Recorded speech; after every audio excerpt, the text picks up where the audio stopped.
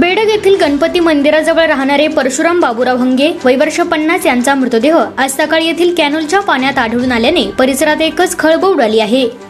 मिळालेल्या माहितीनुसार परशुराम हंगे हे काल संध्याकाळपासून घरातून बेपत्ता झाले होते। नातेवाईकांनी त्यांचा शोध घेतला असता आज सकाळी स्थानिक नागरिकांना कॅनोलच्या पाण्यात एक मृतदेह तरंगताना दिसला।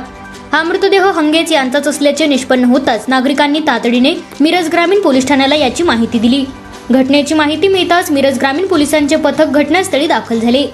परिस्थितीची गंभीरता ओळखून स्पेशल रेस्क्यू फोर्स या आपत्कालीन पथकास पाचारण करण्यात आले। रेस्क्यू फोर्सच्या जवानांनी विलंब न करता कॅनलमध्ये उतरून मृतदेह बाहेर काढला। बाहेर काढलेला मृतदेह रुग्णवाहिकेतून उत्तरीय तपासणीसाठी मिरज शासकीय रुग्णालयात पाठवण्यात आला आहे। हंगे यांचा मृत्यू नेमका कसा झाला याचा तपास मिरज ग्रामीण पोलीस करत आहेत। या घटनेमुळे बेडग परिसरात हळहळ व्यक्त होत आहे।